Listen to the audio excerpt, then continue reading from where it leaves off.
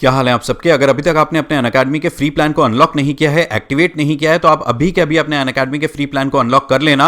Unacademy के free plan को unlock करते ही आपको फ्री लाइव क्लासेस मिल जाती हैं, फ्री टेस्ट सीरीज मिल जाती हैं। कैसे अनलॉक करना है वो मैं आपको बता देता हूं। सबसे पहले आपको एक इनवाइट कोड अप्लाई करना है, PMYT।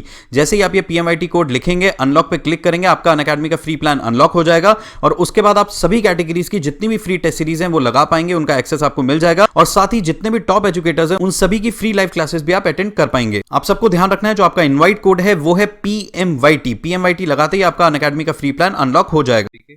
मैं उम्मीद करता हूँ जहाँ भी हैं बिल्कुल हेल्दी एंड सेफ होंगे, अपनी तैयारी बहुत अच्छे से कर रहे होंगे। इस वीडियो में मैं आपके साथ डिस्कस करूंगा एसएससी सीजीएल 2020 की प्रिपरेशन स्ट्रैटेजी। अगर आपको वीडियो पसंद आती है तो वीडियो को लाइक एंड शेयर जरूर करना, चैनल को सब्सक्राइब कर लेना एंड हमारा जितनी भी पीडीएफ और नोटिफिकेशन है उन सब के लिए टेलीग्राम पे अनअकैडमी एसएससी एग्जाम्स को फॉलो कर लेना। आप सभी से मैं इस वीडियो में बात करने वाला हूँ कि ऐसा क्या तरीका हम अपनाएं कि हमारी जो तैयारी है सीजीएल 2020 की वो बहुत बढ़िया से हो पाए।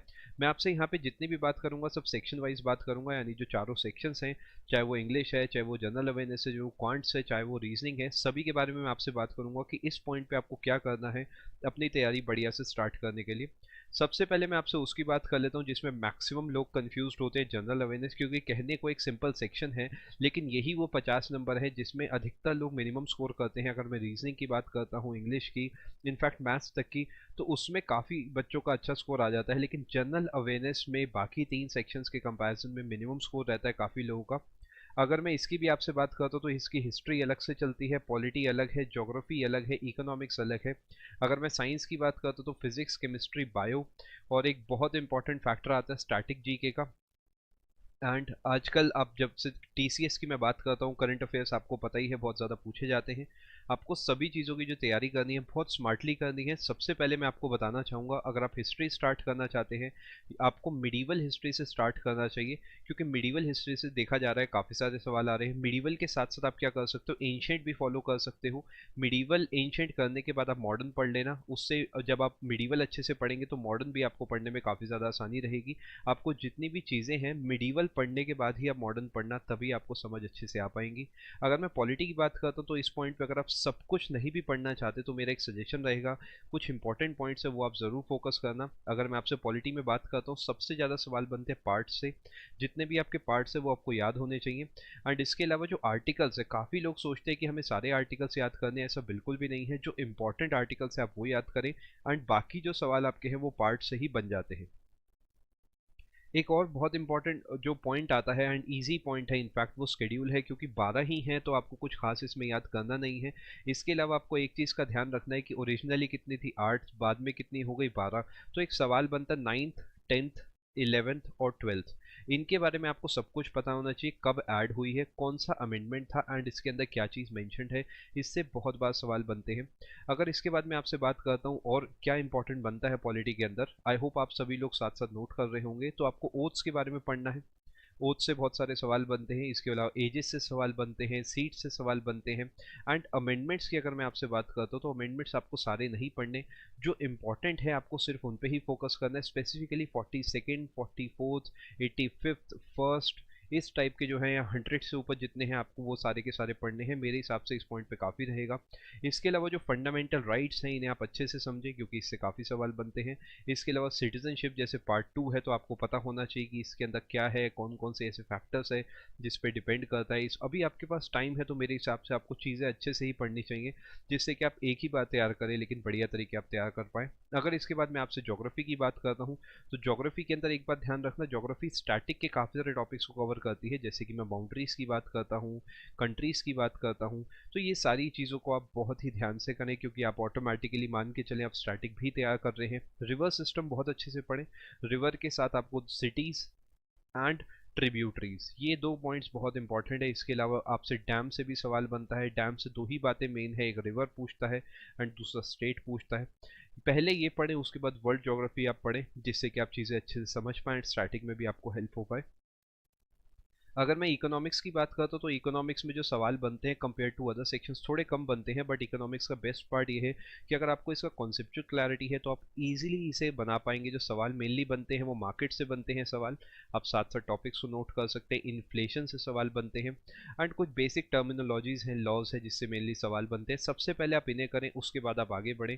इसके अलावा रिजर्व बैंक ऑफ इंडिया या जो आपका पूरा बैंकिंग सिस्टम है आप इसे अच्छे से पढ़ें, इससे आपके सवाल काफ़ी देखने को मिलते हैं।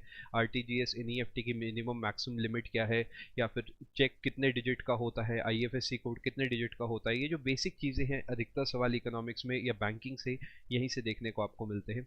अगर मैं आपसे फिजिक्स, केमिस्ट्री एंड बायोलॉजी की बात करता हूं तो आपको एक बात समझनी है कि यहाँ पर theory is more important than the MCQs. अगर आप कॉन्सेप्ट को अच्छे से समझेंगे तो आप आसानी से बहुत सारे एमसीक्यूज बना पाएंगे। तो पहले आप थ्योरी डेप्थ में समझना, उसके बाद ही आप एमसीक्यूज की प्रैक्टिस करना, जिससे कि आप चीज़ों को अच्छे से समझ पाओ।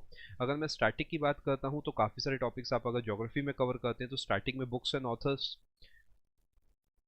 डिस्कवरीज एंड इन्वेंशंस, इसके अलावा national parks, wild life sanctuaries, इस टाइप के जो टॉपिक्स हैं स्पेसिफिकली इसके अंदर। अगर मैं आपसे फोक डांस की बात करता हूँ, folk dance and classical dance भी आप पढ़ लेना, क्योंकि थोड़े बहुत ही आप इजीली कवर कर पाएंगे। इससे हर एक साल आपको सवाल देखने को मिलता है। सबसे पहले इन टॉपिक्स को करें, उसके बाद ही आप आगे मूव करें।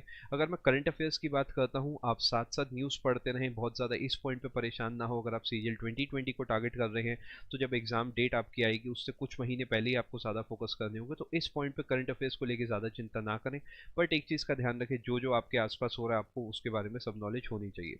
आई होप आपको यहाँ तक काफ़ी सारी चीज़ें समझ आई होंगी, आपको पसंद भी आ रहा होगा।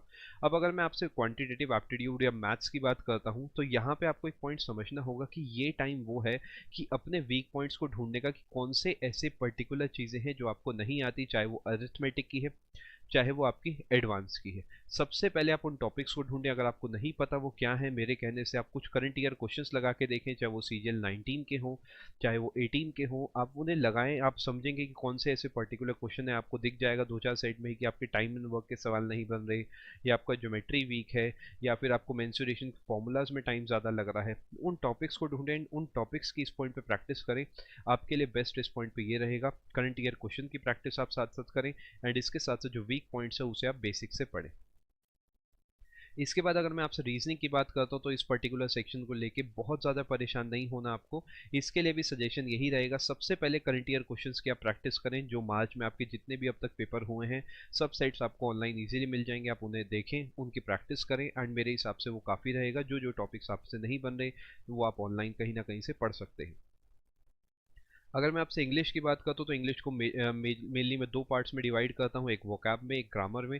अगर मैं आपसे वोकैब की बात करता हूँ तो सबसे पहले आप करंट ईयर क्वेश्चंस को ही करें, क्योंकि अगर आप उन्हें अच्छे से कर लेते हैं तो मेरे हिसाब से इस पॉइंट पे आपको काफ़ी ज़्यादा फायदा होगा। एंड अगर मैं ग्रामर की बात करता हूँ तो अगर ग्रामर के आपको रूल्स ऑलरेडी पता है तो आप सिर्फ और सिर्फ प्रैक्टिस करें किसी किताब से, और अगर आपको रूल्स नहीं पता तो इस पॉइंट पे सबसे पहले आप रूल्स पे फोकस करें। एंड रूल्स के साथ साथ याद रखना कहीं सारे रूल्स की एक्सेप्शंस होती हैं, तो उन एक्सेप्शंस को आपको खास ध्यान रखना है, अपने नोट्स अच्छे से बनाने हैं जिससे कि आपको काफ़ी ज़्यादा फायदा हो। अगर आप किसी भी कॉम्पिटिटिव एग्जाम की तैयारी कर रहे हैं तो आप अपनी तैयारी अनअकैडमी प्लस से करिए। अनअकैडमी की लर्निंग ऐप को इंस्टॉल करिए, अपना एग्जाम चूज करिए और उसके बाद गेट सब्सक्रिप्शन पर करने के बाद आपको रेफरल कोड की जगह डिस्काउंट कोड एंटर करना है PMYT। ये डिस्काउंट कोड एंटर करते ही आपको मैक्सिमम डिस्काउंट मिल जाएगा और ये डिस्काउंट कोड पूरे अनअकैडमी पर वैलिड है। भले ही आप UPSC, SSC, bank, CDS, NDA, state PSC, UGC, IIT, NEET किसी भी एग्जाम की अगर आप तैयारी कर रहे हैं PMYT ये डिस्काउंट कोड लगाइए, आपको मैक्सिमम डिस्काउंट मिल जाएगा।